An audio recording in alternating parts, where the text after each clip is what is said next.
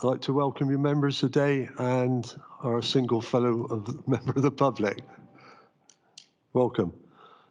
Usual rules apply relating to fire, using the words of Councillor Dyer. When the fire starts, just follow me and you know where the exits are. Please make sure your phones are turned to silent and make sure your laptops, your microphones are knocked off on your laptops, please. Andrew, move to you, please, for apologies. Yes, thank you very much, Chairman. So today we have received apologies from Councillor Bradford, Councillor Duddridge, Councillor Crowe, Councillor Kingham, Gilling, Costello, Keane, Gibson, Pearce, Granter and Lilly. Thank you. Are there any more?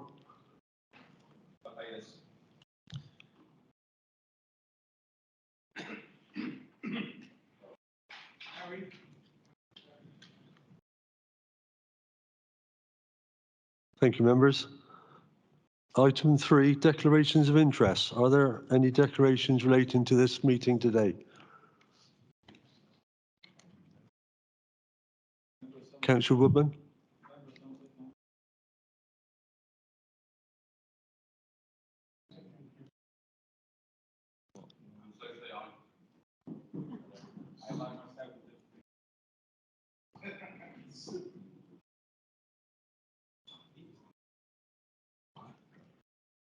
Would that, Councillor Clayton, would that include you? Councillor Filmer, yeah, and Councillor Redmond.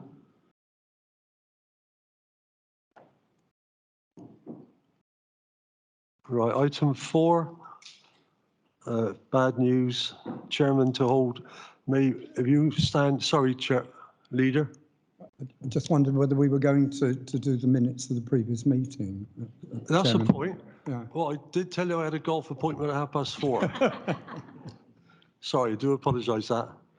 I'd like to move from the chair the minutes of the meetings on the 8th, 22nd of December 21 and the 24th of February 2022. For any questions on accuracy? No. Councillor? Thank you. Find a seconder? Yeah. Those in favour, please show. Thank you. That's carried. Chairman's announcements. Yes, I started before and apologise for that.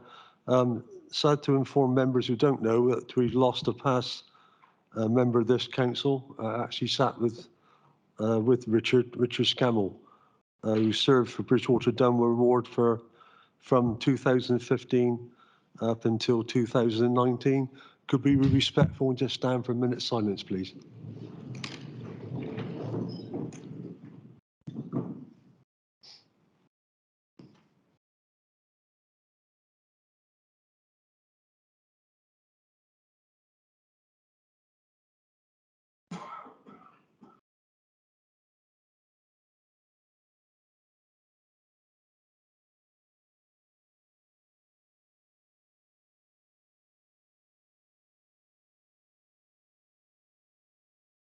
Thank you very much.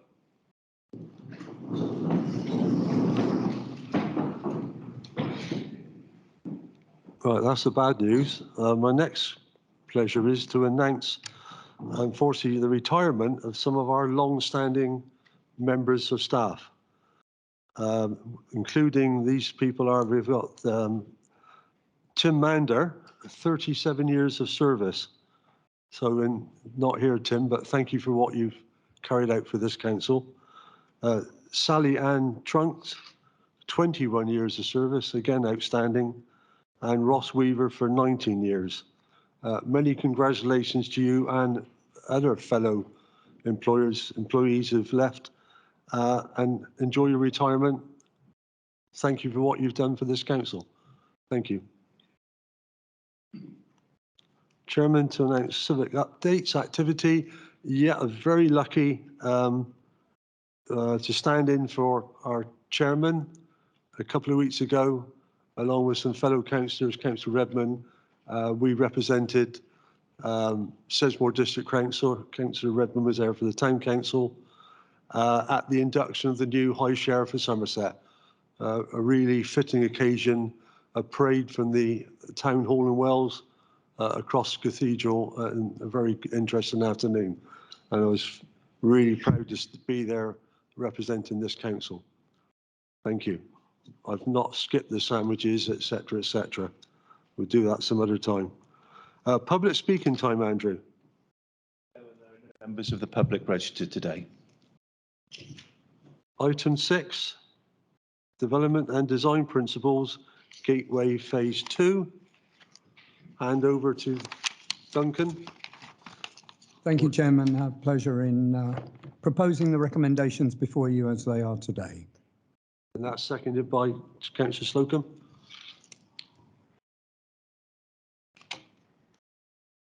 Debate from the floor. Councillor Revens. Oh, sorry. Councillor Revens first. Yeah, thank you. One thing that Sedgemoor won't be missed for is various controversial planning decisions and failure to enforce various agreements they've put through in the past. If people look at Quantock Road at the moment, the state of the development there, where far more greenery has been taken out than was agreed, and the lack of enforcement on the developers there is criminal, I would have suggested. I wouldn't be very keen on supporting this until we have assurances that Sedgemoor is going to take decisive action in areas where it says it will on this respect. Thank you. Councillor Slocum, going to reply? Sorry, thank you. Thank you, Councillor Smedley. Yes, you're absolutely right. We have already been on top of the fact that the lots of trees have been removed, and we're already in with the developer to actually discuss what can and cannot be done. So I think that is a separate issue at the moment, but I can assure you, you wouldn't expect myself or my fellow councillors not to be on top of that. So we will, and what we will do is, if I may, is we will report back to you, to whole council, when we've got the answers to the questions that we've asked about if some of the trees were needed to be removed and if they're being replaced and what are the conditions. So I promise you faithfully that will be reported back. Thank you. Thank you. Councillor Revens. Chairman, I'm not sure what the trees on Quantock Road have to do with Bridgewater Gateway personally, but this refers to a development that is in the local plan that is in my ward and my county council division. I have to say both myself and Councillor Wong were disappointed that we weren't included on the consultation, but we obviously have had a chance to look at it here, and I would hope that perhaps we could get some guidance to those people who are doing consultations, just to include ward members and county councillors for the next year, John, when they do those consultations. I know it's been a disappointment in the past. There are two issues that I just want to raise at this stage. I'm very concerned, and they're both county council issues, but I appreciate that we should be in cooperation with our partners, Somerset County Council. The first is around the sufficiency of school places available in the locality. We have outlined permission for Wilstock School secured, but it is not in the capital programme of Somerset County Council. I was told that there were spaces at Somerset Bridge School by a Sedgemoor District Council officer yesterday. I have just received the numbers from the head teacher there. There are 420 spaces, 60 per year group, and there are 442 children in the school. So it's actually 22 over capacity. I've checked with North Petherton School, and the head teacher there says they're over capacity as well. We have 5 active building sites in North Petherton at the moment. We still have Stockmore last phase being built out. We still have Wilstock last phase being built out, and now we have Blocklock, and Blocklock goes up quicker than Persimmon do. That's their unique selling point. Please, can we make sure that we've got a sufficiency of education places, because this is heading to a real logjam. We're very aware that the phosphates issue is affecting development across Somerset. Everywhere else it's stalled. Here they're slamming the accelerator down. So we need to make sure we keep the infrastructure ahead of the game on this one, please. My other concern is around the road adoption issue. I spoke to Highways last week about the road adoptions here. The policy of Somerset County Council is not to adopt roads that are going to be commercial in nature, industrial sites. So they were not anticipating adopting Bridgewater Gateway 1, the roads there. I know that they are at adoptable standard, which is good. They've been done to good quality. And if those roads aren't adopted and there is no connection from there onto Wilstock Way, that would mean the roads on the residential part could not be adopted. So we need to make sure that those roads are adoptable so that there is not a future liability on the residents who purchase homes on this development. I'm really concerned about that. I think in terms of design principles about placemaking, this site needs to connect through to Wilstock Village and through to Stockmore much better than it does at the moment. And I think it's disappointing that it's going to be, I have a fear that it will be a ghetto at the end of a cul-de-sac. And I really think we're missing an opportunity on this, on what we got here in the design principles. Personally, I would like us to go back and have a bit more of a look at them. I doubt that's going to be the outcome here. But I would hope we would take my words of caution under as helpful advice as to how to make this development successful. Councillor Slocum. Thank you very much, Thank you very much, Councillor Evans. I've seen the correspondence. In fact, I'm sorry to say that, I know you have reasons why you may have missed the consultation, but they did go out to the ward councillors and there has been extensive work done on that. But I do take that point on board and we need to perhaps check that, make sure that you have received it. But there was extensive work done. And I think the consultation period, the section was from the 18th of February and the 11th of March. So it was quite extensive consultation and it involved a lot of people and a lot of members of the public. So, but I take your point. With regard to the education, there's regular 6 weeks meetings with colleagues from the education department and responsible for school place and planning and the commissioning the works. Because obviously school placing is absolutely vital and I get that 100%. And we want to make sure it's not our theme at the moment, but you know what? We know we're going to drive in there and hopefully together we'll be a band, a merry band, where we can actually make this absolutely top of the bill. So you're absolutely right. I think that you have to remember as well that some of these things, this is about the design principles today. We always be adoptable standard with the road. We cannot say anything about the roads at this stage. We cannot. But what we're doing is this gives you the opportunity as ward councillors especially to have a say on what you want, where you want. So there'll be plenty of opportunity at the planning stage. I can assure you of that. And all your points are going to be taken on board. But I do appreciate, I think that one of the things that ward councillors always want, there's lots of things you need, but we're in a stage. Yes, get the design principles in. Let's get you have the opportunity to have your say, and then we can move forward and really get the rest. But I thank you so much for your time on this, because I know you have put a lot of effort into this, so thank you. Thank you. Any more debate? No. Councillor McGinty. Yeah, thank you, Chairman. I would just say to emphasise the importance of having design principles. Without adopting these design principles, our ability to influence the development as it comes forward will be greatly diminished and put us really on the back foot. So I would urge members to support the design principles with the comments that have already been made. Thank you. Thank you very much. I'd like to go to a vote. Those in favour, please show.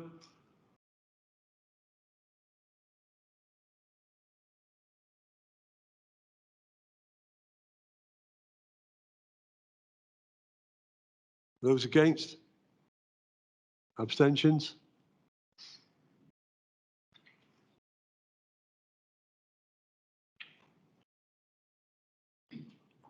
Thank you, that's passed.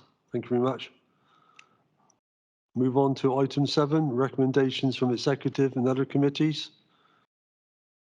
Item 7.1, contaminated land strategy. And this is going to be presented by the leader or the deputy leader.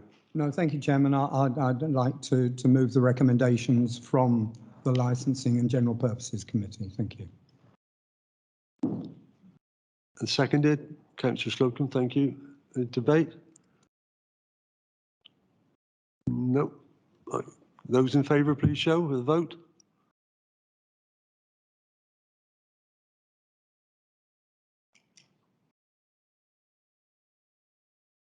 Okay. Duly carried. Thank you.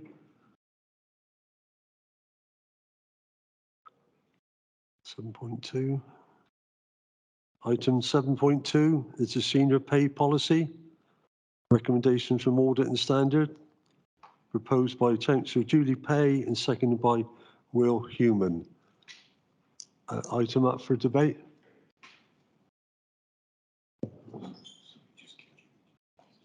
Sorry. Sorry, yeah, beg your pardon. Julie, would you? Thank you, Chairman. I'd like to propose the recommendations that set out before you today. And seconder, please. Thank you very much. Those in favour, please show. Oh, we went for the debate before.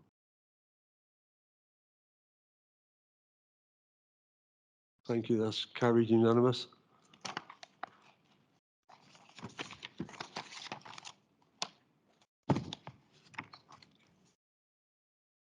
Item 7.3, gender pay statement.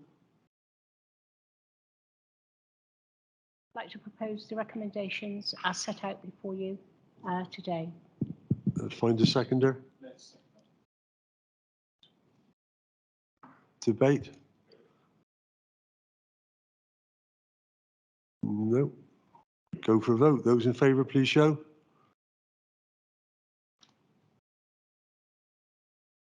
Unanimous, isn't it? Thank you. That's moved unanimous. Item agenda 7.4, constitution amendments. Hand over to Julie Pay. Again, thank you, Chairman. I'd like to propose the recommendations as set out before you today, 1 and 2. And seconded. Thank you. Up for debate. That counts recording. Councillor Bruce. Thank you, Chair. Just a couple of observations on this one. I have no problems with the first recommendation in this item. It's regarding the second one for the degree variations for the Section 106 agreement without it having to go to the committee approval. I'm just wondering a few things really. How many times, I mean, this has been put forward to promote efficiencies. I'm wondering how many times this has occurred, say in the last 2 years, for example, that these kind of minor variations have come to the committee and wasted committee's time. Why this need to promote the efficiencies in this area now? Now my question is, if the process is working at the moment, why are we trying to fix something that isn't broken? And I'd also like to know how towns and parishes and ward members and residents would be notified of such. Then it's no longer worded as minor variations. It was minor variations, and I should specify I'm a member of the Audit and Standards Committee, so I was at the meeting on Monday. Minor variations, the word minor was removed and it was changed to just variations. But how will towns, parishes, ward members and residents be notified of variations that happen? And can I have some assurance that this amendment will not leave the process open to abuse and less transparent than the existing process? We only have just over a year to go of council. Is this amendment really necessary? Thank you. Thank you very much for that. Can somebody answer that at all, please? Bob?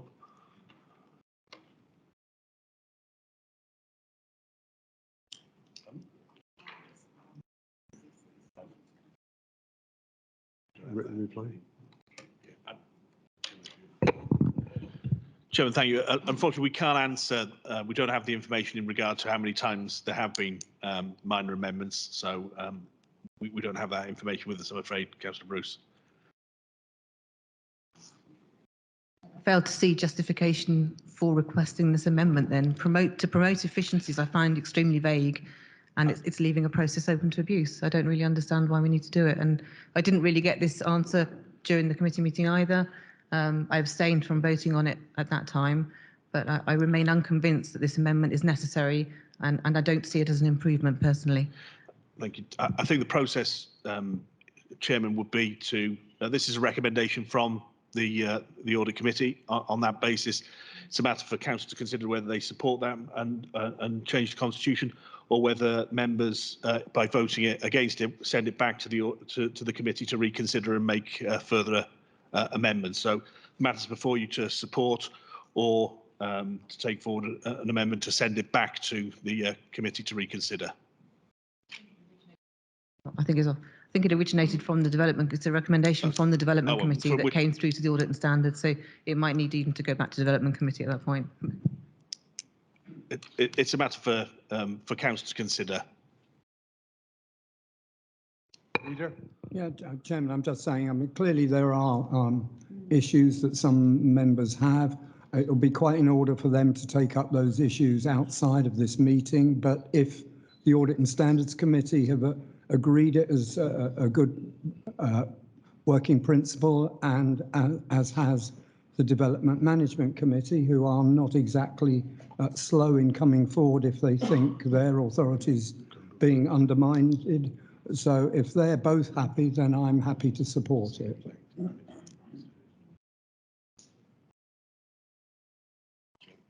Who's it? Sorry. Thank you, Chair. Thank you for the opportunity to speak. Just speak in support of my colleague at the front here. In relation to this decision, I'm happy to, I believe that we're content on the first recommendation. I don't see any issues with that. What we're asking is that potentially the second recommendation is deferred and referred back to the committee to take appropriate action. So if you're willing to accept an amendment to this, I'm happy to suggest that we can support the first recommendation and the second recommendation, just for clarity and to help it through, that we defer that back to the committee for review. So is that an amendment then? So is that a proposed amendment? I'm happy to propose that amendment. I'm sure one of my colleagues will second it if necessary. And you have a seconder for that? No. Sorry? Leader? I mean, clearly this seems to be controversial despite having gone through 2 committees already and approved. But if members are still unconcerned, we can send it back to the Audit and Standards Committee for their reapproval, I would suspect. Councillor Methley? Thank you, Mr. Chair. The wording that was originally brought before us, which was unanimously agreed by the Planning Committee, had the word minor in it. And because minor wasn't defined, we sent it back. And it was brought back to us on Monday. And rather than defining minor, the final sentence was added, which defines what's not included as being major. Therefore, we can take the word minor out because we know now what is not included and allowable to be passed through this delegation. And on that point, I have motioned in the Audit and Standards meeting that we do agree with this new wording so that the Development Committee can crack on with something that they've unanimously agreed. Vote on the amendment. An amendment has been moved. Thank you. Yeah. So we just need to take a vote on the amendment. Right, thank you for that. I've been advised that what we'd like to do is take a vote on the amendment, which we have a proposer and seconder, and we're voting on the amendment. I'm a little bit confused which paper we're actually voting on. It sounds like the Audit Committee amended and changed the paper. The paper that's here in front of me in the main pack on 7.4, I believe is different to that was agreed by the Audit Committee. I believe the word minor was removed. There was a second, I apologise if I missed the amendment, sorry. Yeah, that's what's on the papers. That's what's on the papers. You okay with that now? Yeah, right, so we're voting on the amendment. Those in favour of the amendment, please show.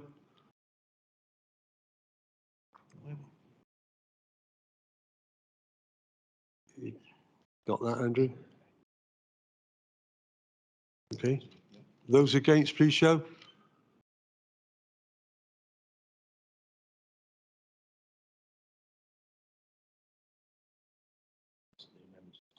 Right, the amendment's lost. And the substantive. With a substantive motion now, which has been proposed and seconded. Those in favour, please show.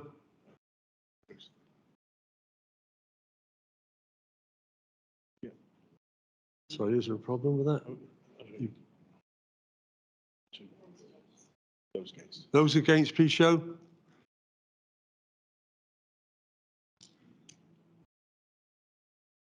The abstentions. Abstentions? No. 3. Well, sorry, you got, Councillor Revens, you got a point to make? No. No. Just ask a question, point of order.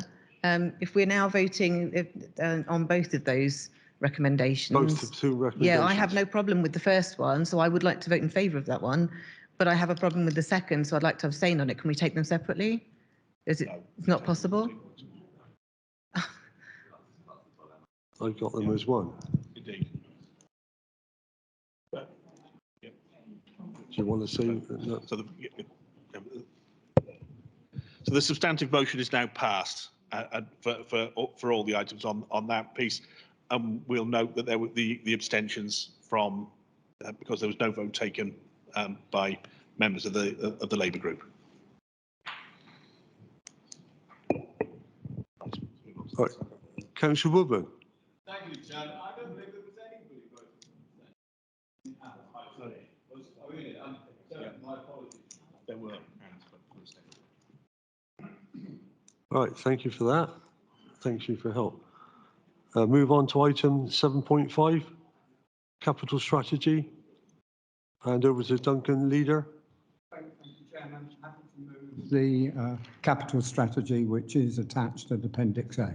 Thank you. And I believe that's seconded by Councillor Slocum. Thank you. Debate? No. Right, please show us those in favour, please show.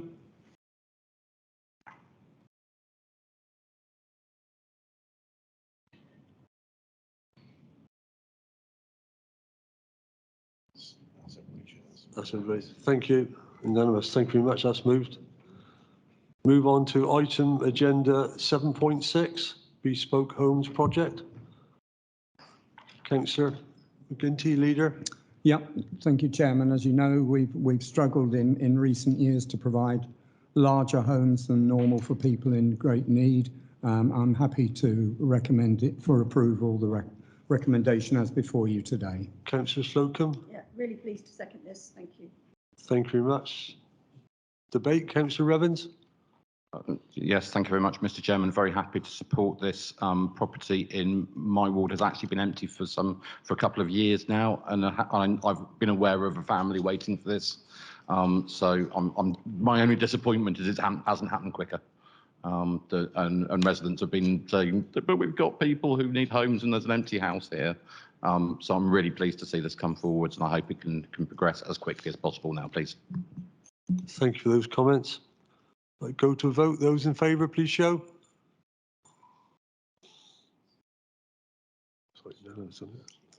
Thank you. That's moved. Unanimous. Next item agenda 7.7, Treasury Management Strategy. Moved by Councillor Julie Pay. Thank you, Chairman. I'd like to recommend the approve the. Sorry, let me start again. I'd like to propose the recommendations 1, 2, 3, and 4. Thank you. Find a seconder. Thank you, Councillor Human. Debate? No. Right. Please show in favour. Unanimous. That's moved. Unanimous. Thank you. Right. Thank you for that. Members, we now move to executive question time. Portfolio holders reports. Leader of Council, Duncan McGuinty. Sorry, Councillor Revens. Thank you. I'm not on the right page, so I can't remember what. I've got it. Yeah. What? Sorry, too late. Is there something on local government reorganisation there I could ask a question to? Yes, that's what it is. Thank you very much. So my, shall I just get on the right page of my notes as well? Time's out nearly. Thank you very much. Sorry. This. The answer is no. My apologies. I flicked over the wrong page. There we go. Yeah, so my first question is, do we have any concerns about the Section 24 notice coming as early as it does, and it's effective from the 23rd of May, I understand? How will this impact on this council? And secondly, there was a meeting this morning looking at the job spec and application for the new chief executive of Somerset Council. I was disappointed not to see a representative of Sedgemoor District Council at that meeting. I would have been happy to represent Sedgemoor District Council, but you may not have wanted me to. Sorry, Duncan. With regard to the Section 24, I mean, we were and have probably about to adopt a similar policy ourselves, whether it be enforced by government or not. I don't think it'll have any major impact upon our ability to carry out our duties to our residents. It really only, if we wish to make a capital investment of over £1 million or a recurring expenditure of over £100,000, well, we need to seek approval from the new authority, and we can't do that until such time as the new authority is in place. Yes, it's the process of recruitment of a chief executive is in the hands of the Somerset County Council at the moment. This morning's meeting, whilst important, and sadly I was not there, our ability to influence at this stage is fairly limited. But I note the comment that you've made. Thank you. For future reference. My feedback to that would be I was surprised at how receptive they were to suggestions from the districts, and I would very much hope to be able to have your input in the future. Thank you. Point taken. Thank you. Councillor Smedley.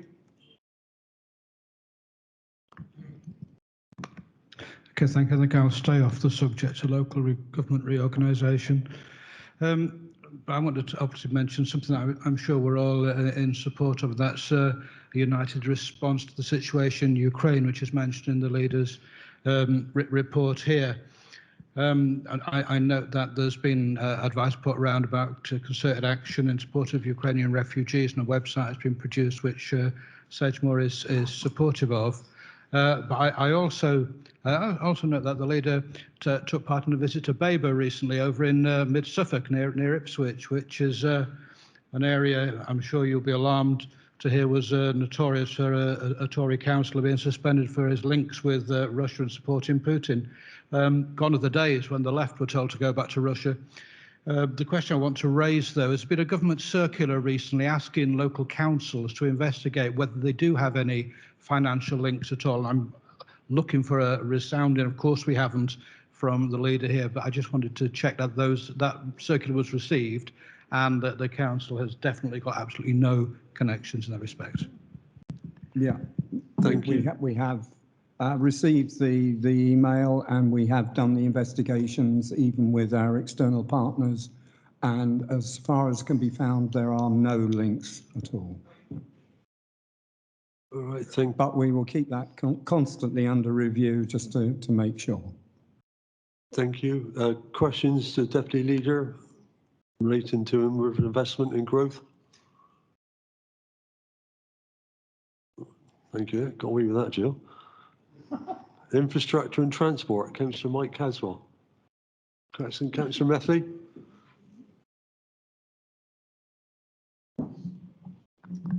Thank you, Mr. Chair. Through you, I'd like to ask about the New Leaf part of your report, and are the disposal facilities that are proposed in Sedgemoor, and is this for waste from Hinckley or from waste that's come from elsewhere? Microphone.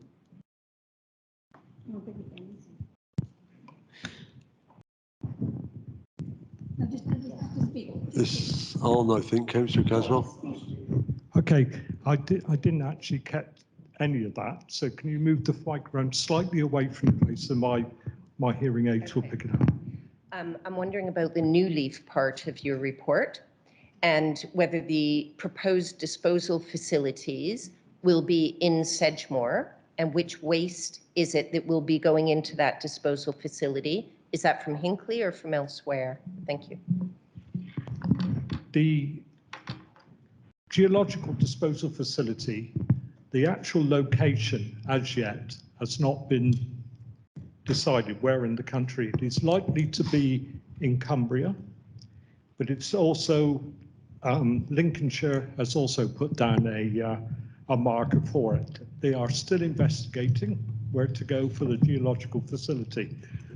When that is built, it was scheduled for 2040, and the waste that will be going there will be the high level waste, you know, the parts of the fuel, etc., parts of the cores when they're removed from the reactors. But at the moment, there is DRIG as well, which is taking a low level and low level waste at the moment. That's a facility in Cumbria itself, and also intermediate level waste currently in storage in nuclear power stations and facilities throughout the country will be going into the deep geological disposal facility. Okay. Thank you for that. Councillor Redmond. Thank you, Chair, for the opportunity. And just a couple of 3 questions, relatively easy ones for Councillor Caswell in relation to, first of all, the barrier. You make reference to the barrier being granted, and I join you in the at last, thank goodness comment that you make, and thank you for the pressure that you put in relation to that. Secondly, was in relation to the Dunbar roundabout improvements. It's just some clarification, really. I can't recall where I read it, but I believe there was a delay about some works in that area. I wondered whether that was related to that. And the final question is in relation to the port. I'm sorry that I missed the opportunity to go on the visit with you. It was at the last minute, another meeting came in that was unavoidable, and thank you for the opportunity. And I did feed that back, but I'm sure, along with other members, that would just welcome some information, how you found the visit, and perhaps whether there's any chance of having another visit scheduled for some time in the near future. Thank you, Chair. Well, thank you. I will certainly put forward your request. And if we can, we will. It was a very interesting and eye-opening visit to Dunbar Wharf. It really was. And you don't realise just how big that area is and what a great facility it will make for the construction of when gravity finally comes onto the construction age, the barrier, and all sorts of other things. And apart from that, if we've got to move aggregate from wherever, if we can move it by boat, by barge down to Dunbar and use it from there, so much the better, because that will take lorries off the road. And that will be, and living where I do, you might understand the reason why I don't like that many quarry lorries belted up and down the road. But the other thing, that the hold up at Dunbar roundabout, I take it you mean the facilities that are sort of built, but nothing happening. I know nothing about that. I don't know why that hasn't been opened, and I would dearly love to. I have asked the question, and I haven't had an answer as yet. But if anybody does have the answer, please let us know. Okay, thank you very much for your questions. The leaders indicating, Councillor Redmond, he might be able to help you. Just to say that I don't believe the actual works of the roundabout have been delayed beyond that of getting the finances in place, but which we agreed some councils ago. The issue, as far as I'm concerned, with the facilities at the Dunbar roundabout is that they have access issues, and it's a discussion between landowners as to how quickly that moves forward or how quickly it doesn't move forward. But that's the issue, access from the main highway into the site. Thank you for that. Notice Councillor Dudridge is absent. Are there any questions Councillor Redmond. Thank you. It's just, I'll take in a punt on this. I seem to recall that our IT devices that were provided by district were due to be renewed. I'm just conscious because we went through a questionnaire process, and the question I was going to ask the cabinet member was in relation to that. Obviously, we've only got one more year, or just under a year left now of the. Sorry, no, it's just over the year actually, because it's the 1st of April, isn't it? So left of this council, and I just wondered whether we were still going to get new devices, or whether that I would just suggest would it be sensible to be shelved, if possible, because obviously some of the devices we've got may be sufficient. Can you help with that one, Leader, please? I'll try. Clearly, the devices that we've got at the moment have reached the end of their life, and their ability to be serviced and maintained is fast disappearing. So the delay has taken place by the ability to get the right chips from the chip shop. And but I understand the equipment's been on order, and we're waiting for it to arrive, and it will be rolled out throughout the whole council, not just members. Right. Thank you for that. We'll move on to housing. Councillor Andrew Gilling, again, who's absent. Councillor Methley. Thank you. I note that there's hot off the press 1.35 million grant from Homes England for the Penley project. And this seems to be funding that is in addition to what was originally needed. I was wondering if any more detail could be provided on how this funding will be spent.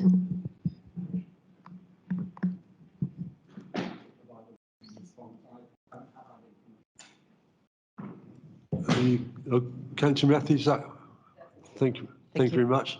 Thank you. Oh, sorry. Councillor Bruce. Thank you. As he's absent, I'm happy to have information following the meeting for this. It was if there's information about how people can access the Home Finder drop-in sessions. It mentions them, doesn't say how frequent they are, when they'll be, or who to contact. So I'd like that information, please. And the new role that's being recruited for the services around domestic abuse. I'd be interested to know if we have a date or when that role will be finalised. Thank you. Thank you. The same that you'll get a written reply. Yeah, I believe. I will say, Chairman, as an emergency stopgap, if anyone does want to join any of the drop-in sessions, if you go onto the Home Finder site, details are on that site. Yeah. But we will circulate. Thank you, Leader. Move on to commercial and asset management. Councillor Brian Smedley.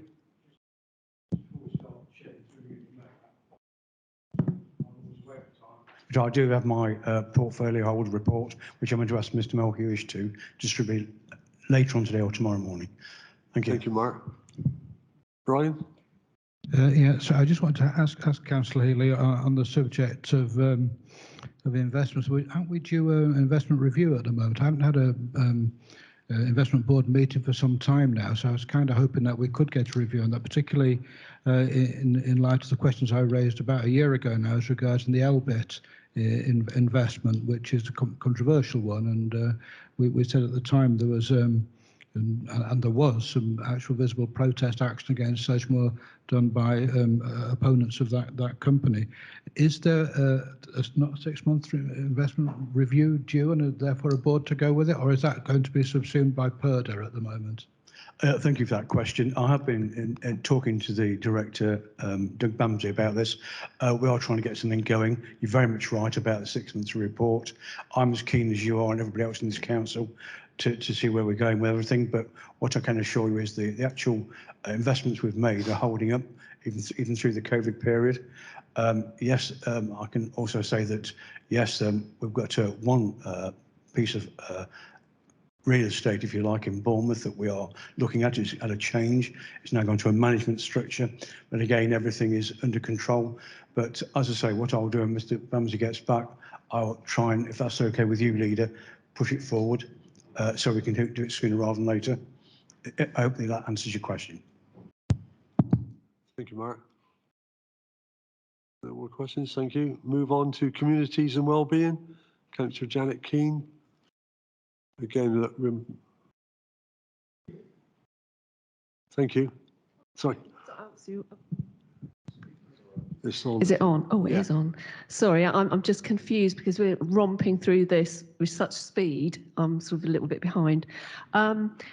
It's about the Citizens Advice Household Support Fund. I'm pleased that this money was available, but I'm very sad to note that it's coming to a close. It had over £200,000 available to over 1,000 clients, which is very good, but obviously a shame that this is needed in the 21st century and in such a supposedly prosperous county as Somerset. So my question is, in this time of supposedly levelling up, if this funding is somehow going to be replaced either through the Citizens Advice or through Sedgemoor, so that we don't go into this dangerous descent of levelling down. Thank you. I think we'll need a written reply. Chairman, the money was given to the Citizens Advice and the responsibility for its distribution. The portfolio holder is reporting on her, as she sits on the Citizens Advice board.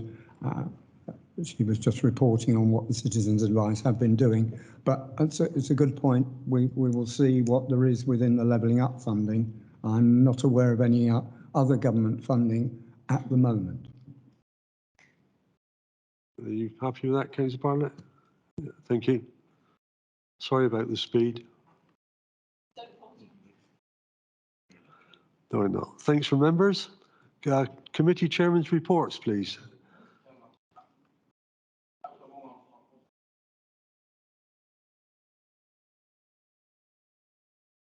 Councillor Wong.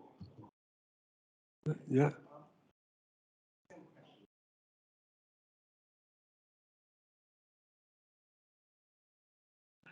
Yeah, it's the same question about the household support fund.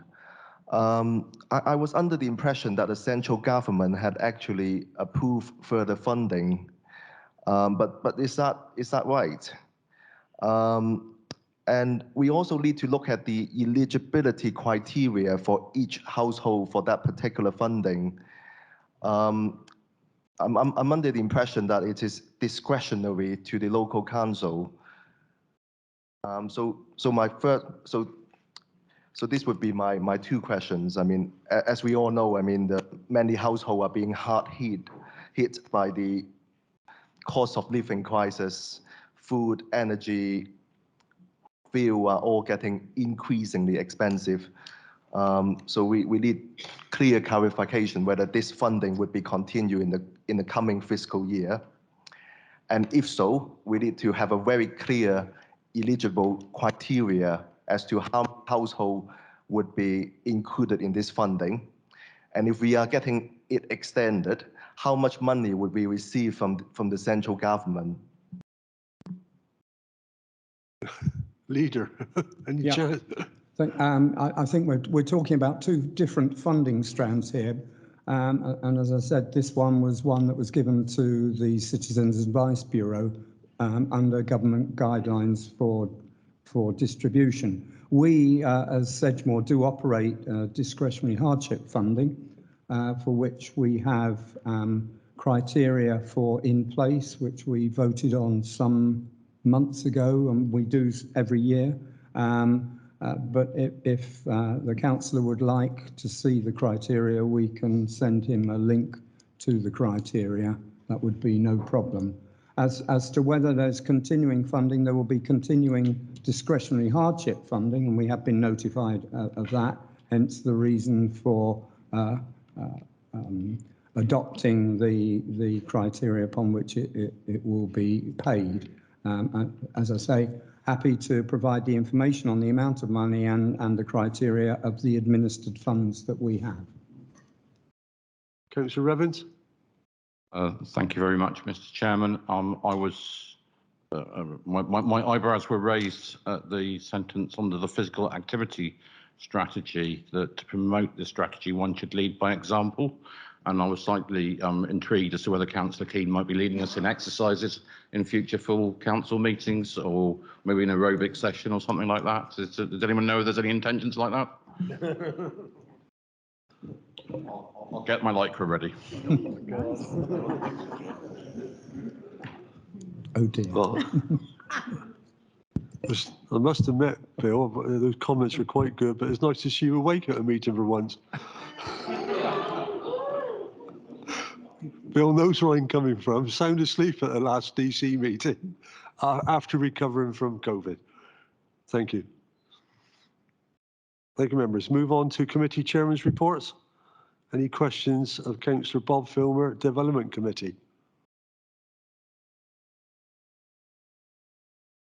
No, thank you very much. I'm Bob. A licence and general purpose in. Bear in mind that Polly's not here, but any questions for licence and general purpose? Corporate scrutiny. Any questions of Brian?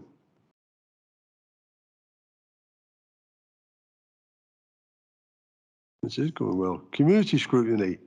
Questions of Chris Hillary.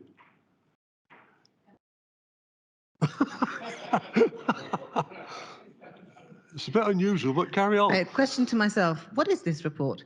It's not mine. Can I ask, please, with respect to disregard the report that's included in the agenda pack? I have sent my report because we did actually have a meeting on the 14th of March, very constructive and informative meeting. So I've sent my report through to Democratic Services this morning by email, and I'd ask if it can be circulated through the members' bulletin following the meeting. Thank you. If anyone has any questions about the meeting in March, happy to answer that too. Thank you.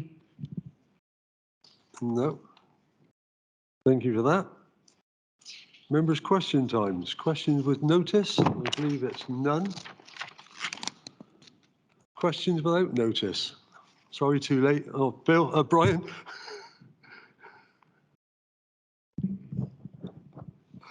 I'll ask this question to you. Have you seen the new Bridgewater history-themed guidebook which the Town Council has produced this week? If you've not seen it, I've got a bag full here that members are welcome to take away with them today, including yourself, if you want. There it is. It's free. It's produced by the Town Council, written by various historians, and it's history-themed, and it's not political. Thank you for that. No charging for advertising. Councillor Slocum. Mr. Chairman, with your indulgence and the leader, I just would like to, if I may, a question was asked of me earlier about Cokerhurst trees. And I know Brian was just about to get ready to be out there with his task force. So I just want to let you know, Brian, that our officer, Dawn de Vries, has been notified, obviously, about the members' concerns. And just to let you know that the works have been undertaken with an ecologist on site and by a methodology, and the methodology approved by the county ecologist. None of the trees that have been taken out are protected and would not normally be required for their removal. However, on the basis that we have actually raised it, that we feel there is an awful lot that's gone, our officer is going out there tomorrow to look at the site, and she will report back and let us know what the situation. The situation may actually look much worse than, but we all take the point. So just to let you know that there is speed here, Brian. Even sat at this meeting, I'm working for you all the time. Thank you. Thank you for that, Councillor Slocum. No response. Sorry. No, yeah.